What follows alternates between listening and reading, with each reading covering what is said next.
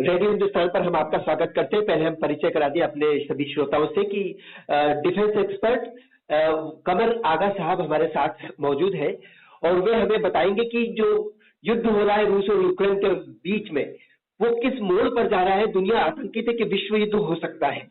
जिस तरीके से युद्ध का स्तर बढ़ाया जा रहा है, लीथल वेपन उसको सप्लाई किए जा रहे हैं यूक्रेन को जी। और रशिया ने भी पहले कहा है कि अपनी अस्तित्व को वो कभी मिटने नहीं देगा। और जाहिर सी बात है, अगर ऐसा है तो वो किसी भी एक्सटेंट तक जा सकता है। मैं ये नहीं कहता कि न्यूक्लियर वेपन का वो सीधा सीधा इस्तेमाल कर लेगा, लेकिन ये संभव थ्रेट तो उसने बना रखा है और वो उस पे मैं समझता हूँ कि कोई भी देश हो, कोई भी लीडर हो, फिर इस समय में पुतिन जैसा जो स्ट्रांग लीडर जिसको कहा जाता है, वो किसी, और यहाँ पे नेशनलिज्म भी काफी बढ़ी हुई है, ये लोग बहुत नेशनलिस्ट भी हैं, तो इस स्थिति में रशिया किसी भी एक्सटेंट को जा सकता है। और वो एक ही एक्सटेंट है कि लड़ाई के क्षेत्र को और बढ़ा दो, बराबर के देशों में पहुंचा दो। और लेकिन वो इसलिए भी कह रहा है कि बातचीत का मसला ताकि शुरू हो, और थ्रेट का इस्तेमाल इसलिए भी किया है कि बातचीत के मसले हल हो और उसकी जो शर्तें हैं वो शर्तें। देखिए, जंग से मसलों के हल नहीं निकलते, रशिया के भी मसले जंग से नहीं निकल पाएंगे। इतनी जंगें अमेरिका ने लड़ी, क्या हुआ उसमें? कोई नतीजा नहीं निकला, नुकसान ही नुकसान रहा। फिर उसके बाद रशिया भी ये जो सोच रहा है कि नहीं, जंग करते रहेंगे तो हम लड़ते रहेंगे। रशिया बहुत लंबे समय तक रुकने का प्लान नहीं लगता। अब जो खबरें आ रही हैं उससे लगता है कि वो मुल्क का विभाजन करके विड्रॉ कर सकता है। उसका मकसद भी वही है, मकसद भी वही। जी। तो रशिया को भी ये उम्मीद नहीं करनी चाहिए कि वो जंग से अपने ऑब्जेक्टिव को पूरा कर लेगा, इसीलिए मैं समझता हूँ कि वो अब विभाजन की भी बात कर रहा है। इसी के यूक्रेन में काफी बड़ी संख्या में रशियन स्पीकिंग लोग हैं, रशियन मूल के लोग हैं, वहाँ पे रहते हैं और इनके भी समर्थक ग्रुप हैं। खासतौर से दो ब्रेकअवे रिपब्लिक्स जो हैं, डोनेट्स्क एंड लुहांस्क, वहाँ के ऊपर इन सब जगहों पे क्या होगा ये तो कहना मुश्किल है, लेकिन इतना लग रहा है जिस तरह के संकेत रशिया ने दिए हैं, वो लगता है कि पार्टीशन की वो बात कर रहा है। हो सकता है जेलेंस्की को यह बात समझ में आ जाए ताकि वो अपने देश के अंतिम नागरिक तक युद्ध को न खींचे कि पूरा देश विध्वंस हो जाए और उसके बाद उनको हासिल कुछ न हो और पीछे उनके सपोर्ट में आवाज लगाने वाले लोग उनके साथ मैदान में न उतरे, तो नुकसान कुल मिलाकर यूक्रेन का ही है। देखिए, नुकसान तो यूक्रेन का हो ही रहा है और आने वाले समय में भी होगा। उनके पास से क्रीमिया निकल गया, बड़ा स्ट्रेटेजिकली लोकेटेड प्लेस थी। फिर उसके बाद ये जो दो ब्रेकअवे रिपब्लिक्स हैं, डोनेट्स्क एंड लुहांस्क, उसमें भी मुझे नहीं लगता कि इसके ऊपर वो कब्जा बना पाएंगे। अब वो लंबी लड़ाई की बात कर रहे हैं, यानी कि गोरिल्ला वारफेयर की बात कर रहे हैं, जो है उसमें भी नुकसान यूक्रेन का ही काफी होगा। इसी की वार चलती रहेगी, डिस्ट्रक्शन, डेथ, ये सब होते रहेंगे। दूसरी तरफ ये भी है कि कोई भी लीडर ये नहीं, अपनी हार आसानी से नहीं मानता। और ये जहाँ तक सवाल है प्रेसिडेंट जेलेनिस्की का, ये कोई बहुत मुझे मैच्योर किस्म के लीडर नहीं दिखाई दिए। एक अच्छे एक्टर भले रहे होंगे, लेकिन बहुत मैच्योर लीडरशिप नजर नहीं आती। देखिए, ये सोच रहे थे कि शायद इस जंग में नेटो के अलाइज जो है, नेटो खुल के सामने आएगी, इनकी मदद करेगी, लेकिन नेटो ने साफ कह दिया कि वो केवल इनको वेपन सप्लाई करेगी, अपने फौज को इन मुल्क पे नहीं भेजेगी। और दूसरी तरफ ये भी है कि कोई दूसरा देश लड़ता नहीं है किसी के लिए, मदद ही कर सकता है, इकोनॉमिक और मिलिट्री मदद, और उस मिलिट्री मदद से ये जीत भी नहीं सकते। रशिया बहुत शक्तिशाली है। हाँ, ये है कि अगर ये तैयार है अफगानिस्तान जैसी सिचुएशन बनाने के लिए, तो जहाँ पे एक लंबी समय तक जंग चलती रहे, तो वो बात दूसरी है। उसमें भी नुकसान यूक्रेन का ही होगा इनिशियली। या तो इतना नुकसान पहुंचा दे कि रशिया टूट जाए, वो अभी नजर नहीं आता। नहीं, वो तो संभव नहीं है। मुझे लगता है जो आपने बात कही उससे जो खाका नजर आता है, जो चित्र बनता है भविष्य का, उसमें लगता है कि एक तरफ रूस चाहता नहीं कि ज्यादा दिनों तक युद्ध खींचे और यूक्रेन ज्यादा दिनों तक युद्ध खींच पाने की हालत में है नहीं। अमेरिका उतर नहीं रहा है, सिर्फ अपने हथियार बेचा, नाटो भी हथियार बेचा, युद्ध के पीछे ये धंधेबाजी चल रही है और तेल का भी मसला है। तो युद्ध का असली जो मसला है उसके पीछे कई वैश्विक स्वार्थ चल रहे हैं जिन पे काम हो रहा है, और इस वजह से मुझे लगता है कि विश्व युद्ध होगा नहीं, कुछ दिनों बाद इस जंग का खात्मा जरूर संभव है, ऐसा लगता है। जी हाँ, मुझे लगता है कि पार्टीशन ही हो जाएगा इसका, और करके रशियन शायद विड्रॉ करें।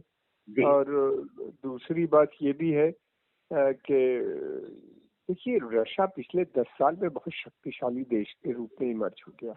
बिल्कुल। इसका ये जो डेवलपमेंट था सैन्य शक्ति के रूप में भी, और फिर दूसरी तरफ मॉडर्न टेक्नोलॉजीज में भी जो उसने डेवलपमेंट किया है वो बहुत सराहनीय है। बहुत उसकी यूरोप उससे काफी यूरोप और अमेरिकन देश उससे काफी चिंतित थे। दूसरी तरफ चाइना का इकोनॉमिक राइज और टेक्नोलॉजिकल डेवलपमेंट, ये भी एक। फिर तीसरी चीज ये कि अमेरिकन को ये भी नहीं पसंद और यूरोप वालों को भी ये नहीं पसंद कि रशिया और चाइना ये दो शक्तियां आपस में करीब आए। ये भी नहीं चाहते, मगर साथ में ये भी है कि वो रशिया को यूरोपियन देश कोई रोल यूरोप के अंदर देने पे नहीं तैयार, और ये भी नहीं चाहते कि रशिया उनके चाइना के साथ अपने संबंध बढ़ाए। फिर रशिया जो है वो मिडिल ईस्ट में भी काफी उसका ईरान के साथ मिलकर जिस तरह से सीरिया में एक बड़ा रोल कर रहा है, या दूसरी उसकी छवि जो बढ़ी है, तो ये सारी चीजें हैं।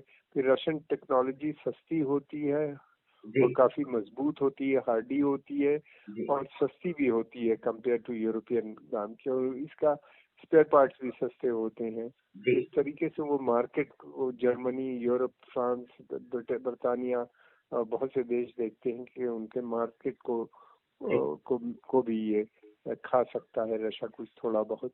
तो इन सब चीजों से देखते हुए उनकी पॉलिसी यही थी कि रशियन कंटेन किया जाए, रिजीम चेंज जिसकी बात अमेरिका कर रहा है। मुझे नहीं लगता कि वो आसानी से ये ऑब्जेक्टिव पूरे होंगे। जिस तरह से इराक में हुआ वैसे ही मुझे लगता है कि अफगानिस्तान या यूक्रेन में भी वैसे ही है। अब अफसोस की बात यह है कि यूक्रेन के लोग उसमें पिस रहे हैं, मर रहे हैं, और इतनी बड़ी संख्या में पलायन हो रहा है वहां से। और रशिया के भी जो ऑब्जेक्टिव हैं बहुत बड़े कि वो डी नाजिफिकेशन करने की बात जो कर रहे हैं, वो सब संभव नहीं हो पाएगा। आप लोगों के मिजाज को नहीं बदल सकते, लोगों की थिंकिंग नहीं बदल सकते। एक बड़ी दरार रशिया और यूक्रेन के बीच में आ गई है, जो मैं नहीं समझता कि आने वाले समय में पूरी हो। हालांकि ये दोनों एक ही लोग हैं, दोनों स्लाविक पीपल हैं, दोनों का कल्चर एक है, धार्मिक सिमिलैरिटीज भी बहुत है एक ही। तो अमेरिका का ऑब्जेक्टिव तो पूरा होता नजर नहीं आ रहा। रूस का ऑब्जेक्टिव लगता है आधा पूरा हो चुका है, और आगे वो अगर जंग का खात्मा करता है, उसका विभाजन करके यूक्रेन का, तो एक तरह से जीत उसकी है। यूक्रेन ज्यादा समय तक लड़ नहीं सकता। इधर चीन का मसला है, और मिडिल ईस्ट को देखते हुए भी अमेरिका ज्यादा लंबे समय तक यूक्रेन का साथ देने की स्थिति में नजर नहीं आता। यूक्रेन भी नहीं लड़ पाएगा। तो मुझे लगता है कि एक आध हफ्ते के भीतर यह मामला खत्म हो जाएगा और वर्ल्ड वार का खतरा भी इस युद्ध के साथ टल जाएगा। ऐसा ही अगर ऐसा हो जाए तो मैं समझता हूँ कि बहुत अच्छा होगा जी। इसलिए कि अभी तक जो इतना डिस्ट्रक्शन हो गया है, शहर के शहर बर्बाद हो गए हैं इस जंग में, और फिर ये कि सिविलियन एरिया के अंदर लड़ाई हो रही है, ये बड़ी खतरनाक होती है, जिससे लोगों की क्षति भी बहुत पहुंच रही है। बहुत प्रशंसनीय बात आपने कही, मानवीय बात आपने कही कि पिस रहे हैं यूक्रेन के लोग। रूस अपने प्रतिष्ठा का युद्ध लड़ रहा है, रूस अपने हित का, स्वार्थ का युद्ध लड़ रहा है, जो उसके अपने वजह सही हो सकते हैं। यूक्रेन ने जबरदस्ती की जिद की और युद्ध को ओढ़ लिया, और मैं रूस कहता रुकूंगा नहीं और जेलेंस्की कहते हैं झुकूंगा रही, ये एक बेवकूफी का जो जंग चल रही है, इसमें उसका खात्मा इसलिए जरूरी है कि यूक्रेन के लोगों का नुकसान ना हो जाए, एक मानवता का नुकसान होगा, और बाकी लोगों का तो धंधा चल रहा है जो कि अब आगे कैसा चलेगा, कितना चलेगा। लेकिन ये बात तो है कि अंतरराष्ट्रीय स्तर पर अमेरिका एक खलनायक के चरित्र के रूप में उभर कर सामने आया है, और नाटो में भी विभाजन हो गया है रूस को लेकर के। हंगरी ने मना कर दिया कि सीधे तौर पर वो नहीं उतरेंगे जंग में, तो लगता है जंग खात्मे की तरफ बढ़ रही है। उम्मीद करनी चाहिए कि जंग जल्दी से बंद हो और किसी मसले पे पहुंचे। और ये है कि ज़ेलेंस्की बहुत ही ज्यादा मुझे लगा कि इमैच्योर लीडर थे। ये वही काम कर रहे थे, इनके बहुत सी चीजें ऐसी थी कि जिसकी वजह से फायदा केवल अमेरिकन हित या बाइडेन के हित, अमेरिकन से ज्यादा बाइडेन का जो हित था उसको वो ज्यादा प्रमोट करने की कोशिश कर रहे थे। और वो सोच रहे थे कि शायद अमेरिका जंग में भी लड़ेगा, अमेरिकन ट्रुप्स आ जाएंगे। ऐसा नहीं हुआ। अब देखना यह है कि क्या होता है। हमारी तो यही प्रार्थना है कि जितनी जल्दी हो सके ये युद्ध खत्म हो और लोग वापस आए वहाँ पे, और रिकंस्ट्रक्शन का काम वहाँ पे मुल्क के दोबारा से शुरू हो। जैसे कि यूक्रेन एक पुराना देश है और एक काफी वहाँ पे बड़ी संख्या में मिडिल क्लास और पढ़े लिखे लोग पाए जाते हैं, जैसे दूसरे देशों में होते हैं यूरोप के। और वो यही चाहेंगे कि युद्ध समाप्त हो जाए, मानवता के ऊपर जो परमाणु युद्ध का, विश्व युद्ध का खतरा मंडरा रहा है वो संकट टल जाए, और फिर से नया उदय हो, शांति का वातावरण उपस्थित हो। हालांकि अब विश्व के समीकरण वैसे नहीं रहेंगे जो जैसे अभी तक थे, और जो शुरुआत एक रूस ने कर दी है उससे ये भी लग रहा है कि हर देश को अब अपनी जंग अकेले लड़नी पड़ेगी। पीछे से लोग उसके साथ तो रहेंगे, हथियार तो बेचेंगे, साथ में मैदान में युद्ध में कोई नहीं उतरेगा, और जो लड़ेगा नुकसान उसका होगा।